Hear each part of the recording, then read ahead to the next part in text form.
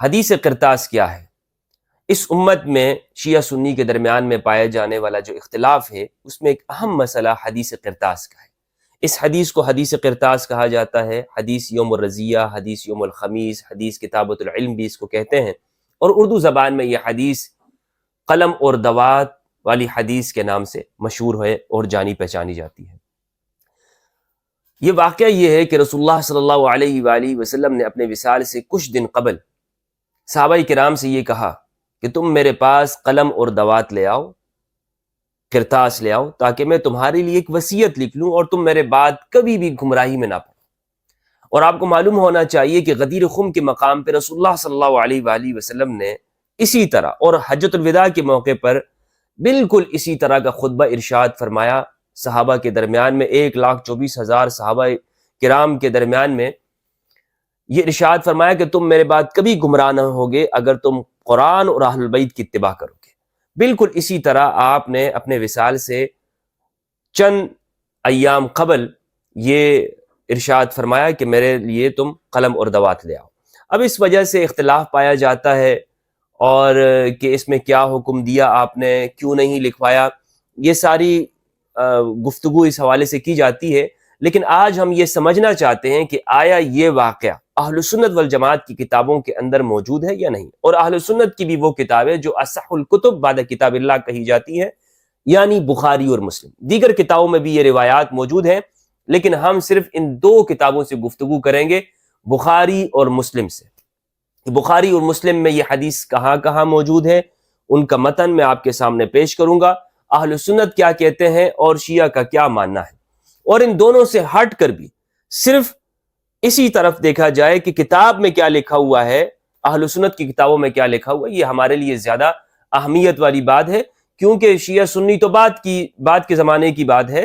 ہم پہلے کتابوں کے اندر دیکھیں کہ کتابوں میں کیا روایات آئی ہوئی ہیں جس پر اہل سنت والجماعت کا اتفاق پایا جاتا ہے۔ اور میں یہاں پر ہمیشہ کی طرح اہل تشیع کی کتابوں سے استنباط نہیں کروں گا اور نہ ہی ان کو میں یہاں پر بیان کروں گا، صرف اور صرف اہل سنت والجماعت کی اصح درجے کی جو کتابیں ہیں وہی میں آپ کے سامنے پیش کروں گا، اور ترجمہ بھی انہی حضرات کا کہ جو ہمارے ہاں سلفی یا اہل سنت جن کو کہا جاتا ہے۔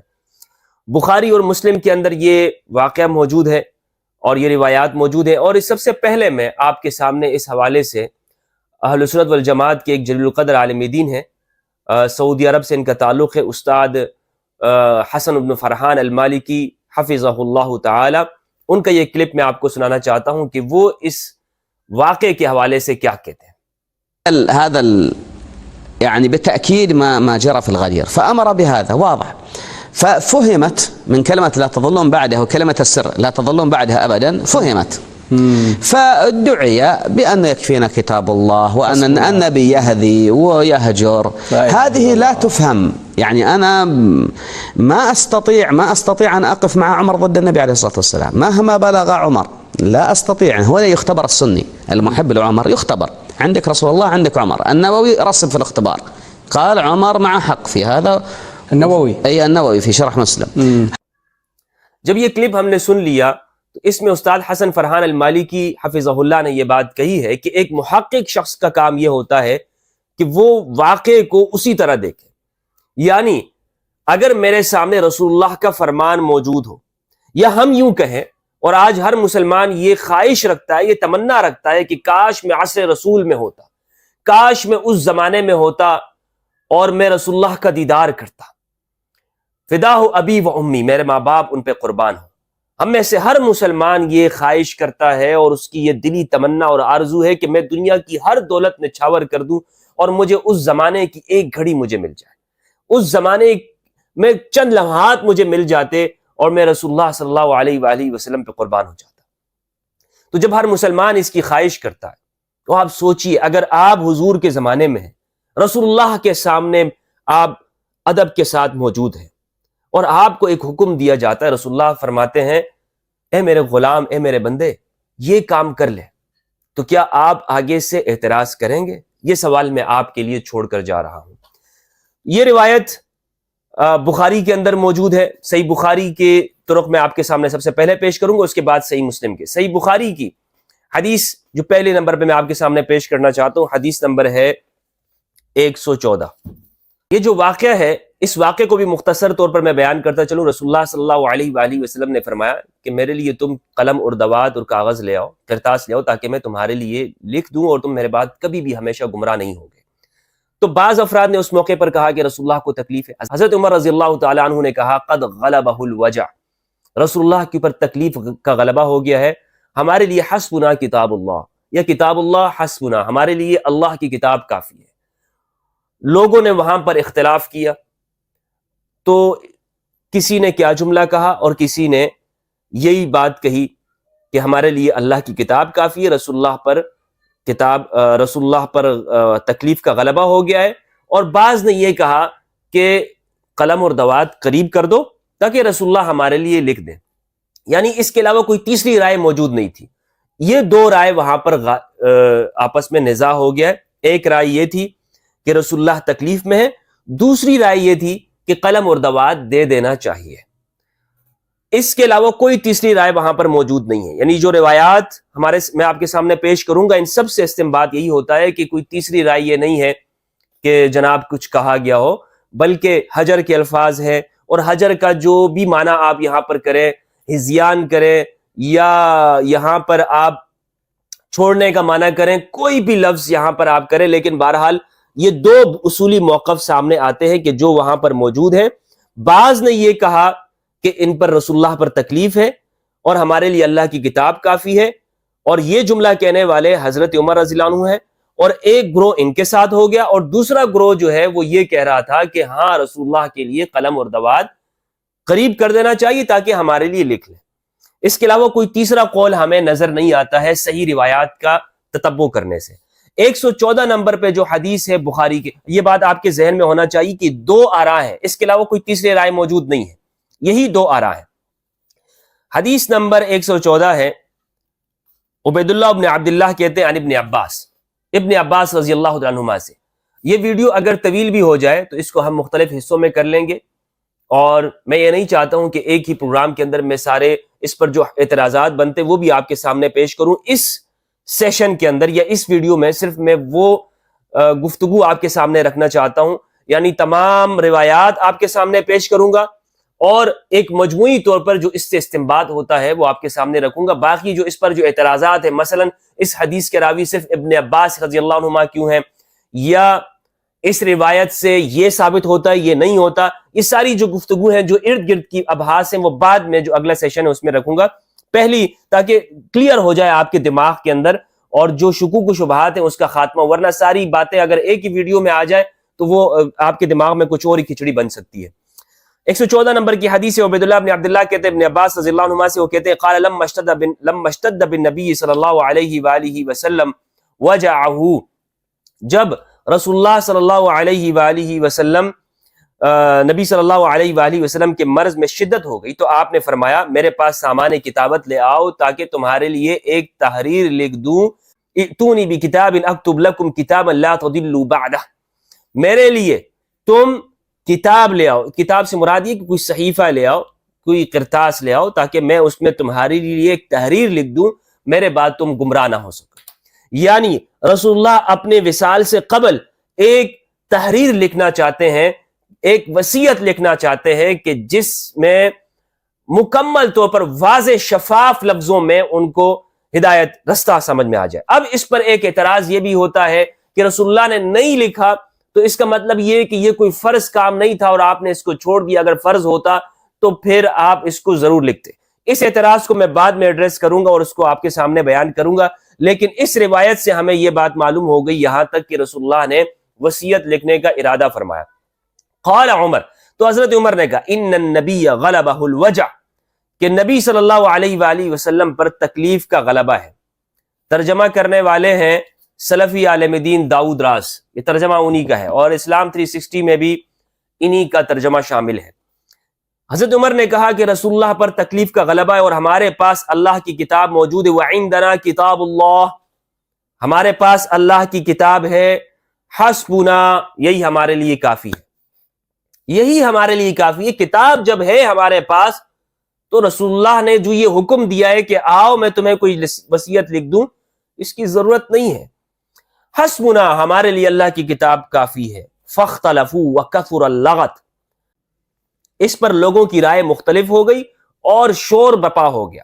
قال تو رسول اللہ نے فرمایا جب یہ دیکھا کہ میرے پاس ارد گرد لوگ شور کرنے لگے ہیں، آپ نے فرمایا قوموا عنی ولا ينبغي عندي التنازع، حضور نے فرمایا میرے پاس سے اٹھ کھڑے ہو جاؤ یہاں سے، میرے پاس جھگڑنا ٹھیک نہیں۔ ترجمہ اس ولا ينبغي عندي التنازع، میرے پاس مناسب نہیں ہے کہ تم تنازع کرو، جائز نہیں ہے کہ تم آپس میں جھگڑو۔ فخرج ابن عباس يقول ان الرزية كل الرزية ما حال بين رسول الله وبين كتابه، اس پر ابن عباس رضی اللہ عنہما یہ کہتے ہوئے نکل آئے کہ بے شک مصیبت بہت بڑی سخت تک مصیبت ہے وہ چیز جو ہمارے اور رسول اللہ کے اور آپ کی تحریر کے درمیان حائل ہو گئی۔ حضرت ابن عباس کہتے ہیں کہ یہ بہت بڑی مصیبت کی بات ہوئی کہ رسول اللہ صلی اللہ علیہ وآلہ وسلم لکھ نہ سکے، وصیت کو لکھ نہ سکے۔ یہ ہے پہلی روایت جو کہ میں نے صحیح بخاری سے آپ کے سامنے پیش کی، اس حدیث کا نمبر ہے 114۔ دوسری روایت ہے صحیح بخاری کی 3168۔ سعید بن جبیر کہتے ہیں، یہ حدیث سعید بن جبیر رضی اللہ عنہما سے روایت ہے، وہ کہتے ہیں سمع ابن عباس یقول یوم الخمیس وما یوم الخمیس ثم بکا حتی بل دمعه الحصا قلت یا ابا عباس ما یوم الخمیس قال اشتد برسول اللہ صلی اللہ علیہ وآلہ وسلم وجعه۔ سعید بن جبیر کہتے ہیں انہوں نے ابن عباس سے سنا آپ نے جمعرات کے دن کا ذکر کرتے ہوئے کہا تمہیں معلوم ہے کہ جمعرات کا دن ہائے یہ کون سا دن ہے؟ اس کے بعد وہ اتنا روئے کہ ان کے آنسوؤں سے کنکریاں تر ہو گئی۔ سعید نے کہا میں نے عرض کیا یا ابو عباس جمعرات کے دن سے کیا مطلب ہے؟ انہوں نے کہا کہ اسی دن رسول اللہ صلی اللہ علیہ وآلہ وسلم کی تکلیف مرض الوفات میں شدت پیدا ہوئی اور آپ نے فرمایا تھا کہ مجھے لکھنے کا ایک کاغذ دے دو تاکہ میں تمہارے لیے ایک ایسی کتاب لکھ جاؤں جس کے بعد تم کبھی گمراہ نہ ہوگے۔ اس پر لوگوں کا اختلاف ہو گیا، یعنی رسول اللہ فرمائیں کہ تمہارے لیے ایک کتاب لکھ کے دے دوں اور سامنے بیٹھے ہوئے حضرات وہ اختلاف کر دیں۔ علماء نے استنباط کیا ہے اس سے کہ رسول اللہ کی گفتگو سے، رسول اللہ کے امر سے، رسول اللہ کے ارشاد سے اختلاف ہو سکتا ہے۔ اب میں اس پہ بعد میں گفتگو کروں گا کہ رسول اللہ کے ارشاد سے اختلاف ہو سکتا ہے یا نہیں ہو سکتا۔ کیسے اختلاف ہو سکتا ہے رسول اللہ کے ارشاد سے؟ قرآن یہ کہہ دے کہ جب رسول تمہارے لیے کسی بارے میں فیصلہ کر دیں تو کسی مومن اور مومنہ کو اختیار نہیں ہے۔ بہرحال اس میں بھی لوگوں نے یہ کہا ہے کہ امر اختیار کے لیے ہے، امر فی الفور نافذ ہوتا ہے یا نہیں نافذ ہوتا ہے، اصولی ابحاث یہاں پر کی گئی ہیں۔ ایک چیز ہمیں یہ بات معلوم ہوئی کہ رسول اللہ کی رائے سے بھی اختلاف کیا گیا، بخاری کی اس حدیث سے معلوم ہوا۔ آگے میں پڑھتا ہوں آپ کے سامنے، یہ تمام روایات آپ کے سامنے آئیں گی تو پھر آپ کو کانسیپٹ کلیئر ہوگا کہ اصل میں ہوا کیا ہے، واقعہ کیا ہوا ہے۔ مرض الوفات میں شدت پیدا ہوئی تھی، آپ صلی اللہ علیہ وآلہ وسلم نے فرمایا تھا کہ مجھے لکھنے کا کاغذ دے تاکہ میں تمہارے لیے ایک ایسی کتاب لکھ جاؤں جس کے بعد تم کبھی گمراہ نہ ہوگے۔ رسول اللہ گارنٹی دے رہے ہیں، اور یہی وہ الفاظ ہے جو حدیث ثقلین کے اندر رسول اللہ نے ارشاد فرمایا کہ تم کبھی بھی گمراہ نہ ہوگے۔ اگر حدیث ثقلین کو اور حدیث القرطاس کو، اس حدیث کو ملا کر آپ دیکھیں تو معلوم ہوگا کہ یہ حدیث دراصل ایک ہی ہے، یہ حدیث تتمہ ہے حدیث الثقلین کا۔ حدیث الثقلین میں جس چیز کا حکم دیا گیا بالکل الفاظ وہی ہیں کہ تم ترکت فیکم الثقلین، میں تم میں دو گراں قدر چیزیں چھوڑ کے جا رہا ہوں، تم کبھی بھی گمراہ نہ ہوگے، اور وہ یہی ہے۔ لیکن علماء نے کہا ہے، اس میں داؤد راز بھی کہتے ہیں 3168 کی تشریح میں صفحہ نمبر جلد نمبر 4 اور اس حدیث کی ذیل میں 3168 میں صفحہ نمبر 409 میں، اور یہ چھاپا ہے مکتبہ اسلامیہ سلفیہ کا، وہ کہتے ہیں کہ اس میں جو اختلاف ہوا نا تو یہ اس لیے ہوا ہے کہ صحابہ کرام یہ دیکھ رہے تھے کہ حضور تکلیف میں، اگر لکھیں گے تو حضور کو تکلیف ہوگی، اس لیے صحابہ نے کہا کہ یہ چیزیں چھوڑ دیں۔ اور اصل میں حضور یہاں پر خلافت صدیقی لکھوانا چاہتے تھے، حضرت ابوبکر کی خلافت لکھوانا چاہتے تھے، اس سے استنباط یہ کیا گیا۔ میرا سوال اس پر یہ ہے کہ اگر حضور خلافت صدیقی لکھوانا چاہتے تھے تو اور حضور نے نہیں لکھا تو اس کا مطلب یہ ہے کہ حضرت ابوبکر کی جو خلافت ہے وہ بھی منسوخ نہیں ہے، اور یہی اہل سنت کا موقف ہے کہ حضرت ابوبکر کی خلافت منسوخ نہیں ہے۔ تو جب حضرت ابوبکر کی خلافت منسوخ نہیں ہے رضی اللہ عنہ، تو پھر ہم یہ کیسے کہہ سکتے ہیں کہ ان کی خلافت کا انکار کرنا اہل سنت سے نکال دیتے ہیں؟ بات سمجھ میں آ رہی ہے آپ کو؟ ایک طرف تو آپ یہ کہتے ہیں کہ حضرت ابوبکر رضی اللہ عنہ کی خلافت منسوس نہیں ہے، یعنی رسول اللہ کی جانب سے یا قرآن و حدیث سے کوئی نص موجود نہیں ہے، دوسری جانب آپ اس شخص کو گمراہ قرار دیتے ہیں کہ جو حضرت ابوبکر کی خلافت کا انکار کرے یا اس پر سوالات بھی اٹھائے. تو یہ کیا ڈبل اسٹینڈرڈ ہے آپ کا؟ یہ کس طرح کے آپ کے دو رنگی ہے کہ جو آپ چلتے ہیں اور امت کو ڈیوائیڈ اور تقسیم کرتے ہیں؟ تو جب رسول اللہ نے یہ فرمایا کہ لے آؤ میں تمہارے لیے کتاب لکھ کے دے دوں، تو آگے کہتے ہیں اس پر لوگوں کا اختلاف ہو گیا. پھر نبی صلی اللہ علیہ وآلہ وسلم نے خود ہی فرمایا کہ نبی کی موجودگی میں جھگڑنا غیر مناسب ہے. دوسرے لوگ کہنے لگے فقالوا ما له احجر استفهموه، تو جو اور لوگ موجود تھے انہوں نے کہا بھلا کیا حضرت صلی اللہ علیہ وآلہ وسلم بیکار باتیں فرمائیں گے؟ اچھا پھر پوچھ لو. استفهموه، انہوں نے پوچھنے کا مطالبہ کیا. یہ سن کر رسول اللہ نے فرمایا ذرونی. انہوں نے جب کہا نا کہ رسول اللہ سے پوچھ لو، تو اس کے باوجود حضور نے فرمایا کہ ضرور نہیں چھوڑ دو. یہ ترجمہ ان لوگوں نے کیا ہے. یہ کہہ رہے ہیں کہ جب حضور نے فرمایا کہ لاؤ میں تمہارے لیے کتاب لکھ کے دے دوں، تو کچھ لوگوں نے اس موقع پر اختلاف کیا. پھر کچھ لوگوں نے عرض کیا کہ چلو حضور سے پوچھ لیتے ہیں. جب حضور سے پھر انہوں نے پوچھنے کا مطالبہ کیا تو حضور نے کہا کہ ضرور نہیں، چھوڑ دو مجھے اور میری حالت پہ چھوڑ دو، کیونکہ اس وقت میں جس عالم میں ہوں فالذی انا فیہ خیر مما تدعونی الیہ فامرهم بثلاث فقال اخرج المشرکین من جزیرۃ العرب واجیز الوفد بنحو ما كنت اجیزهم والثالثة اما ان سکت عنها واما ان قالها فنسیتها قال سفیان هذا من قول سلیمان. تو جب ان لوگوں نے کہا کہ حضور سے پوچھ لیتے ہیں اور حضور سے پوچھا کہ حضور نے پھر بھی کہا کہ نہیں، میں جس عالم میں ہوں وہ اس سے بہتر ہے جس کی طرف تم مجھے بلا رہے ہو.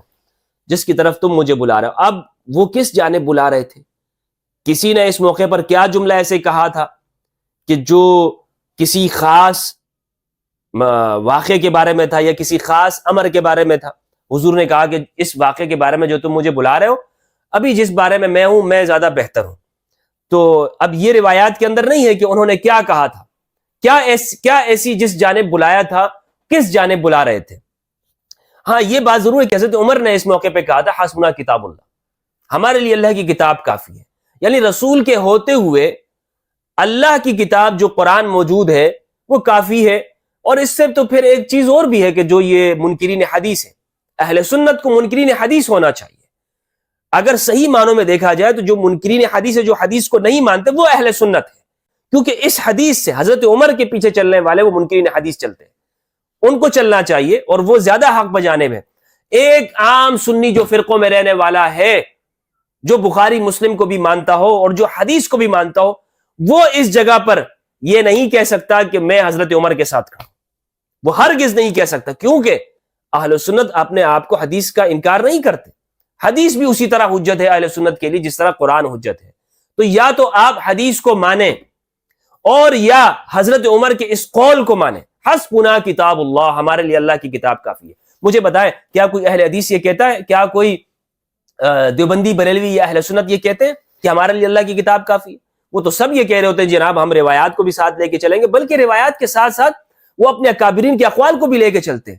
تو یہ سارا جو کھچڑی بنی ہوئی ہے ان کے درمیان میں موجود ہے. نہ یہ روایات کو مکمل طور پر چھوڑتے ہیں، نہ یہ روایات کو لیتے ہیں، اور نہ یہ خود کو حضرت عمر کا پیروکار بتلاتے ہیں. یہاں اس روایت کو اگر ان کے سامنے رکھا جائے تو یہ آپ کو کہیں گے کہ نہیں جناب، یہاں پر جو حضرت عمر نے کہا ہے تو حضرت عمر نے یہ بات کہی ہے اور ہمارے لیے تو پھر بھی ہم حدیث کو مانیں گے، اور اس طرح کی تعویلات آپ کے سامنے پیش کریں گے. تو بہرحال حضور نے اس کے بعد جب یہ انہوں نے نہیں مانی تو حضور نے آگے 3 چیزوں کی وصیت کی. وہ 3 چیزوں کی وصیت راوی نے آگے بیان کی اور انہوں نے سن بھی لی، لیکن جو وصیت حضور لکھوانا چاہ رہے تھے اس پر اعتراض کیا گیا. تو اس سے معلوم یہ ہوتا ہے کہ ایسا کوئی خاص امر تھا کہ جو یہاں پر معلوم ہو گیا اور جس کو لکھنے نہیں دیا گیا. مثلا آپ یہ دیکھیں کہ اس میں اس روایت کے آخر میں ہی ہے کہ حضور نے یہ فرمایا، یہ سن کر نبی صلی اللہ علیہ وآلہ وسلم نے فرمایا مجھے میری حالت پر چھوڑ دو، کیونکہ اس وقت میں جس عالم میں ہوں وہ اس سے بہتر ہے جس کی طرف تم مجھے بلا رہے ہو. اس کے بعد رسول اللہ صلی اللہ علیہ وآلہ وسلم 3 باتوں کا حکم فرمایا. یعنی یہ تین باتیں تو انہوں نے سن لی، لیکن جو پہلی والی بات ہے اس کو لکھنے نہیں دیا گیا۔ تین باتیں کیا تھی؟ نمبر ایک، مشرکوں کو جزیرہ عرب سے نکال دینا، جتنے بھی مشرکین ہیں ان کو جزیرہ عرب سے نکال دو، اور وفود کے ساتھ اسی طرح خاطر تواضع کا معاملہ فرمانا جس طرح میں کیا کرتا تھا، یعنی اگر غیر مسلم وفود آئیں یہاں پر تو ان کے ساتھ اچھا خاطر تواضع کرو، ان کے ساتھ تم یہ نہ کہو کہ یہ غیر مسلم ہے، یہ ہمارے پاس کیوں آ رہا ہے۔ تیسری بات کچھ بلی سی تھی، یا تو سعید نے اس کو بیان نہیں کی یا میں بھول گیا، راوی نے اس کو پھر بیان نہیں کیا، یا وہ کہتے ہیں میں بھول گیا ہوں، مجھے نہیں پتا کہ تیسری بات آپ نے کیا فرمائی ہے۔ اس روایت سے 3168 سے ہمیں معلوم ہوتا ہے، یہ تفصیلی روایت تھی۔ ایک بات تو یہ معلوم ہوئی کہ صحابہ نے کہا کہ ہمارے لیے اللہ کی کتاب کافی ہے۔ دوسری بات، حضور نے یہ فرمایا کہ میں تمہارے لیے ایک ایسی چیز لکھ کے دینا چاہتا ہوں تم کبھی گمراہ نہیں ہوگے۔ ایک بات یہ معلوم ہوئی کہ کچھ لوگوں نے اس موقع پر یہ کہا کہ حضور سے پوچھ لیتے، لیکن حضور نے پھر بھی فرمایا کہ چھوڑ دو، اب جس جانب تم مجھے بلا رہے ہو اس کا میں بیان کروں، اس سے یہ بہتر ہے کہ میں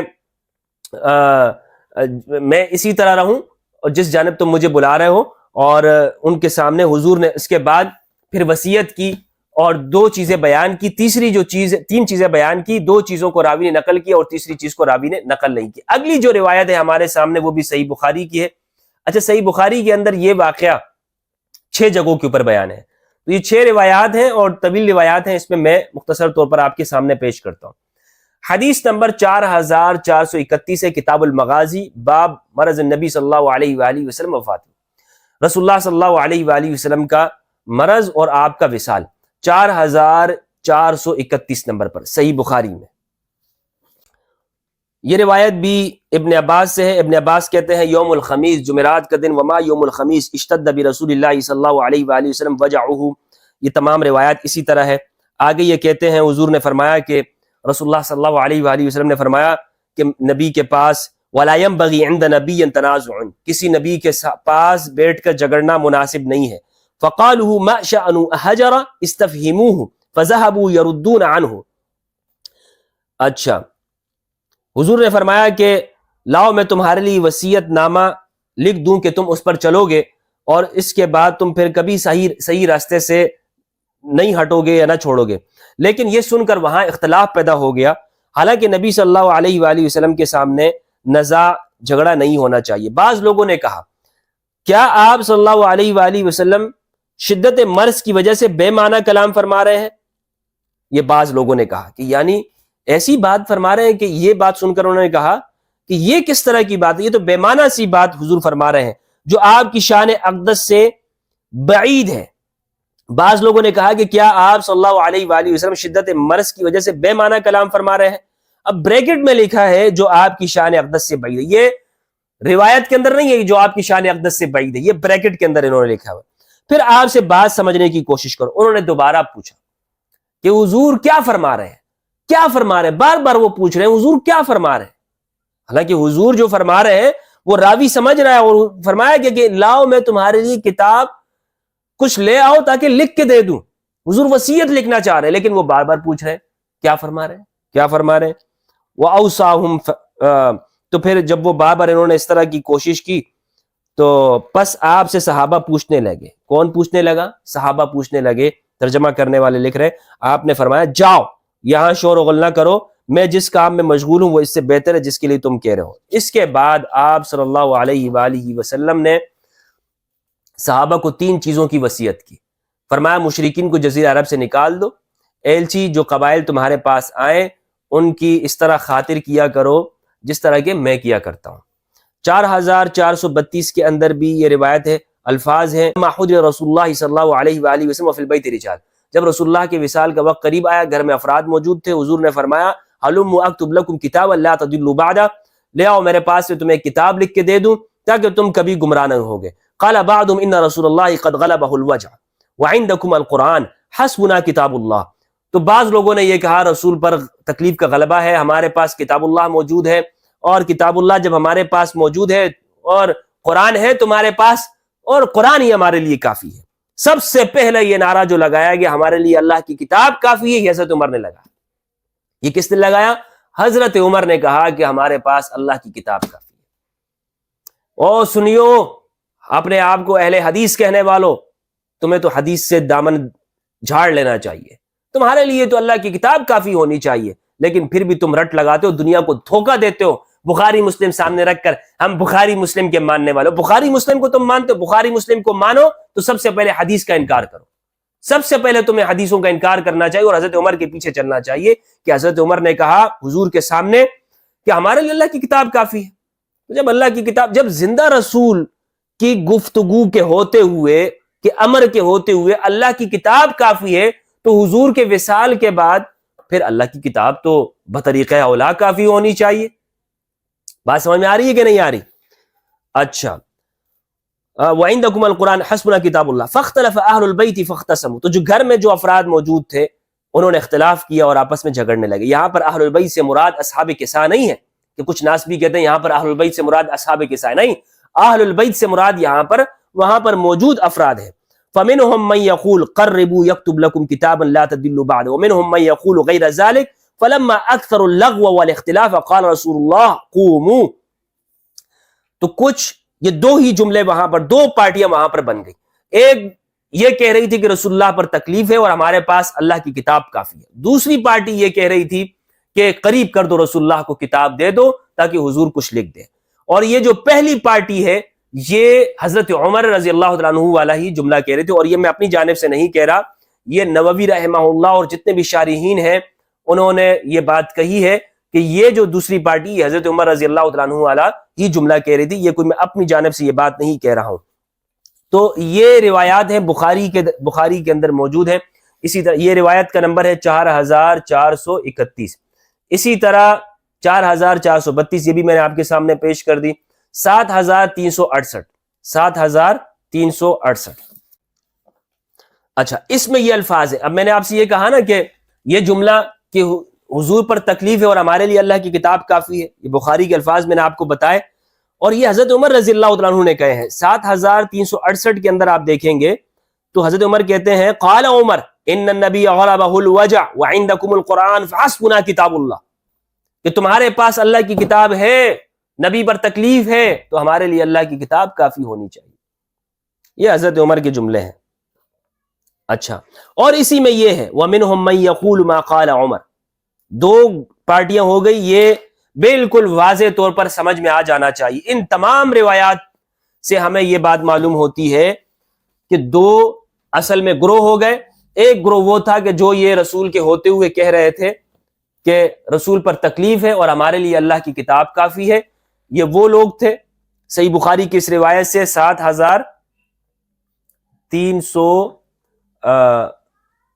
7368 سے معلوم ہو رہا ہے کہ یہ وہ لوگ تھے کہ جو حضرت عمر کی جانب تھے, اور دوسرے وہ لوگ تھے کہ جو یہ کہہ رہے تھے کہ وصیت حضور کو لکھنے دینی چاہیے. اب صحیح مسلم کی روایات میں آپ کے سامنے پیش کرتا ہوں. صحیح مسلم کے اندر کیا موجود ہے. اچھا, اسی طرح بخاری کے اندر 3053 میں بھی یہ روایت موجود ہے. فتح الباری سے بھی, فتح الباری سے میں چاہتا ہوں کہ اس کی تشریح میں آپ کے سامنے پیش کروں. اس حدیث کے ذیل میں ابن حجر عسقلانی رحمہ اللہ نے کیا لکھا ہے. فتح الباری میں 4432 کی جو روایت ہے بخاری کی, اس میں ابن حجر عسقلانی رحمہ اللہ کہتے ہیں وقال النووی. یہ فتح الباری بشرح صحیح بخاری جلد نمبر 12 انوار القرآن کتب خانہ محلہ جنگی پشاور اور جلد نمبر 12 ابن حجر عسقلانی, اس میں حدیث نمبر 4432 کی تحت میں یہ کہتے ہیں وقال النووی نووی رحمہ اللہ نے کہا اتفق قول العلماء على ان قول عمر, علماء کا اس بارے میں مکمل اتفاق ہے کہ حضرت عمر کا یہ قول حسبنا کتاب اللہ, ہمیں اللہ کی کتاب کافی ہے, من قوت فقہ و دقیق نظری. یہ حضرت عمر کی فقاہت, قوی فقہ میں قوی ہونے کی دلالت ہے, اور ان کی دقیق نظر کہ وہ بہت باریک بین تھے. لأنه خشی ان یکتب امورا ربما عجزوا عنها فاستحقوا العقوبہ. اللہ اکبر, اللہ اکبر. کہ ممکن ہے کہ حضرت عمر کو یہ ڈر لاحق ہوا, اسی لیے حضرت عمر نے حضور کو لکھنے سے منع کیا, کہ حضرت عمر کو یہ ڈر لاحق ہوا کہ اگر حضور یہ امر لکھ دیں گے. حضرت عمر کی فقاہت نظر کیجیے, حضرت عمر کی فقاہت کتنی دور تک حضرت عمر دیکھ رہے ہیں. حضور فرما رہے ہیں کہ کتاب لے آؤ تاکہ میں تمہارے درمیان میں لکھ دوں. اس سے آگے کی جو سوچ ہے حضرت عمر کی، ان کی فقہ کی، وہ دیکھیے گا۔ حضرت عمر کی جو سوچ ہے وہ یہ ہے لأنه خشی ان يكتب امورا ربما عجزوا عنها فاستحق العقوبہ، کہ حضرت عمر یہ ڈر گئے اور ان کی فقاہت نے دیکھ لیا کہ کہیں ایسا نہ ہو کہ حضور ایسے کاموں کا لکھوا بیٹھیں کہ جس پر عمل بعد میں یہ لوگ نہ کر سکیں، ربما عجزوا عنها، کہ جس پر عمل کرنے سے یہ عاجز ہو جائے، فاستحق العقوبہ، اور پھر انہیں سزا ملے، یعنی ان کو گناہ ملے۔ تو اسی لیے حضرت عمر نے کہا کہ نہیں بھائی حضور نہ لکھیں اس کو، لکونھا منسوسۃ، کیونکہ پھر تو یہ منسوس ہو جائے گی، اور منسوس کی خلاف ورزی یہ گناہ ہے اور حرام ہے۔ واراد ان لا ينسد باب الاجتہاد، واراد ان لا ينسد باب الاجتہاد علی العلماء، اور حضرت عمر نے یہ چاہا کہ کہیں اجتہاد کا دروازہ علماء کے اوپر بند نہ ہو جائے۔ وفی ترکہ الانکار علی عمر اشارۃ الی تصویبہ رأیہ، اور جب حضرت عمر نے حضور کو منع کر دیا اور حضور نے نہیں لکھوایا، تو پھر حضور نے بھی آگے حضرت عمر کے اوپر کوئی انکار نہیں کیا کہ تم نے کیوں مجھے لکھنے نہیں دے رہے ہو۔ حضور نے جب انکار نہیں کیا تو اس سے معلوم یہ ہوتا ہے کہ حضور نے حضرت عمر کی تائید کی ہے کہ حضرت عمر کا جو عمل ہے وہ مجھے منع کر رہے ہیں، یہ درست کر رہے ہیں۔ وَأَشَارَ بِقَوْلِهِ حَسْبُنَا کتاب اللہ إِلَىٰ قَوْلِهِ تَعَالَىٰ مَا فَرَّطْنَا فِي الْكِتَابِ مِنْ شَيْءٍ، اور جب حضرت عمر نے کہا ہے کہ ہمارے لیے اللہ کی کتاب کافی ہے، تو یہ دراصل قرآن مجید کی جو آیت ہے سورہ انعام کی آیت نمبر 38، کہ ہم نے کتاب میں ہر چیز لکھ دی، ما فرطنا فی الکتاب من شیء، ہم نے کچھ نہیں چھوڑا کتاب میں، کچھ بھی نہیں چھوڑا، اس جانب اشارہ ہے۔ وَيُحْتَمُلُ أَن يَكُونَ قَصَدَ التَّخْفِيفَ عَنْ رَسُولِ اللَّهِ لَمَّا رَأَىٰ مَا هُوَ مِنْ فِيهِ مِنْ شِدَّةِ الْكَرْبِ، اور یا اس سے مقصود یہ ہے کہ حضرت عمر نے جو منع کیا حضور کو لکھنے سے، یہ حضور سے تکلیف کم کرنے کے لیے انہوں نے منع کیا، کیونکہ وہ دیکھ رہے ہیں کہ حضور بہت تکلیف میں، اور اگر لکھیں گے تو لکھنے میں تکلیف لگتی ہے، تو اس لیے حضرت عمر نے منع کیا۔ وقامت عنده قرینہ بأن الذي اراد کتابته ليس مما لا يستغنون عنه، اور اس پہ قرینہ بھی ہے کہ یہ جو بأن الذي اراد کتابته ليس مما لا يستغنون عنه، کہ یہ جس چیز کو لکھوانا چاہتے ہیں حضور، وہ کوئی ایسی نہیں ہے کہ جس سے استغنا نہ کیا جائے۔ اذ لو كان من هذا القبيل لم يتركه لاجل اختلافهم، کیونکہ اگر یہ اس قبیل میں سے ہوتا کہ جس کا لکھنا ضروری ہوتا تو حضور کبھی بھی ان کے اختلاف کی وجہ سے لکھنے کو ترک نہ کرتے بلکہ لکھواتے۔ ولا يعارض ذلك قول ابن عباس ان رضیۃ الى اخر لان عمر كان افقه منه قطعا، اور جو حضرت ابن عباس یہ کہتے تھے ان رضیہ، یہ جو الفاظ کہتے تھے یہ حضرت عمر سے معارض نہیں ہو سکتے، کیونکہ حضرت عمر لازمی بات ہے ابن عباس سے زیادہ افقہ اور سمجھدار ہیں۔ اب میں آپ کے سامنے یہاں پر مولانا وحید الزماں کا یہ جملہ آپ کے سامنے پیش کرنا چاہتا ہوں، جو شرح صحیح مسلم کے اندر انہوں نے ترجمہ کرتے ہوئے اور حاشیہ لگاتے انہوں نے اس موقع پر اس حدیث میں یہ بات کہی ہے۔ صحیح مسلم کے اندر بھی یہ روایت موجود ہے، صحیح مسلم کے اندر ہے 4232۔ مولانا وحید الزماں اس کا ترجمہ کرتے ہیں، کہتے ہیں سعید بن جبیر سے روایت ہے، ابن عباس نے کہا جمعرات کا دن، کیا ہے جمعرات کا دن؟ پھر روئے یہاں تک کہ ان کے آنسوؤں سے کنکریاں تر ہو گئی۔ میں نے کہا اے ابن عباس جمعرات کے دن سے کیا غرض ہے؟ انہوں نے کہا جناب رسول اللہ صلی اللہ علیہ وآلہ وسلم پر بیماری کی سختی ہوئی۔ یہ تمام وہی روایت ہے جو بخاری کے اندر موجود ہے، اب دوبارہ سے دہرانا ایک طوالت یہاں پر ہوتی ہے۔ اس کی تشریح کے اندر مولانا وحید الزماں نے لکھا ہے صفحہ نمبر 259 پر، کہتے ہیں مترجم کہتا ہے، یعنی مولانا وحید الزماں سلفی علیہ میں، وہ کہتے ہیں کہ یہ حدیث بڑی نازک حدیث ہے اور شیعوں نے اس کو دلیل گردانا ہے حضرت عمر پر طعن کرنے کے لیے۔ حالانکہ اگر تسلیم کر لیا جائے کہ حضرت عمر سے خطا ہوئی تو اس میں کیا استبعاد ہے؟ یعنی یہ کون سی ایسی بات ہے جو دوری کی ہے؟ حضرت عمر سے اگر خطا ہو گئی ہے، حضرت عمر نے غلطی کر لی ہے، کیونکہ ہم حضرت عمر کو خطا سے معصوم نہیں سمجھتے، اور ایسی خطا خصوصاً ایسی پریشانی اور رنج کی حالت میں جیسا حضرت کی بیماری سے صحابہ کو تھی باعث طعن نہیں ہو سکتی۔ یعنی یہ کہنا یہ چاہ رہے ہیں کہ جو صحیح مسلم کی روایت ہے اس کی شرح میں یہ لکھتے ہوئے کہ حضرت عمر پر اگر طعن کیا جائے کہ حضرت عمر نے کیوں لکھنے نہیں دیا، تو یہ کہہ رہے ہیں اگر ہم مان لیتے ہیں کہ حضرت عمر نے نہیں لکھنے دیا تو اس میں حضرت عمر کے اوپر کوئی طعن نہیں بنتا، حضرت عمر کے اوپر کوئی اعتراض نہیں بنتا، کیونکہ حضرت عمر سے خطا ہو گئی۔ ہم تو اس کے قائل نہیں کہ صحابہ معصوم ہیں اور خطا ہو سکتی ہے کہ حضرت عمر نے نہیں لکھوانے دیا، لیکن یہ کوئی اس درجے کی خطا نہیں ہے کہ جس پر بہت زیادہ کوئی اعتراض کیا جائے. لیکن بہرحال اہل سنت بھی یہ بات مانتے ہیں کہ اگر اس کو ہم خطا بھی مان لیتے حضرت عمر کی تو یہ کوئی اتنی تان کی بات نہیں ہے. تو صحیح مسلم کے اندر یہ واقعہ موجود ہے, بخاری کے اندر موجود ہے. تمام روایات کو اگر آپ دیکھتے ہیں سب سے یہ معلوم ہوتا ہے کہ یہ واقعہ پیش آیا ہے اور حضور کے سامنے اس چیز کو لکھنے وصیت کو نہیں دیا گیا. اب جو دو پارٹیاں بنی, ہر پارٹی کا موقف میں نے آپ کو بتا دیا, اور ایک تو یہ کہہ رہی تھی کہ جو حضور کے ساتھ تھی, اور ایک وہ تھی کہ جو حضرت عمر کے ساتھ, اور حضرت عمر یہ کہہ رہے تھے کہ ہمارے لیے اللہ کی کتاب کافی ہے. اسی طرح میں آپ کے سامنے آخری حوالہ پیش کرنا چاہتا ہوں جو کہ نووی رحمہ اللہ کا, اور یہ میں نے ابن حجر عسقلانی سے بھی آپ کے سامنے پیش کیا, اور اس کو صحیح مسلم کے اندر یہ روایت جو میں نے آپ کے سامنے ذکر کی ترک الوصیہ میں ہے, وصیت کو چھوڑنے کے بیان میں.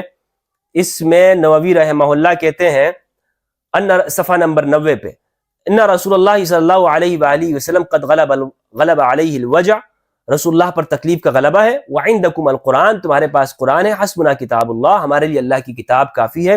فاختلف اہل البیت فاختصموا, اہل البیت یعنی گھر میں موجود جو لوگ ہیں انہوں نے اختلاف کیا. فاختصموا, ان کا جھگڑا ہوا. ثم ذکر ان بعضهم اراد الکتاب وبعضهم وافق عمر, بعض نے یہ کہا کہ حضور کو لکھنے دیا جانا چاہیے اور بعض نے عمر کی موافقت کی.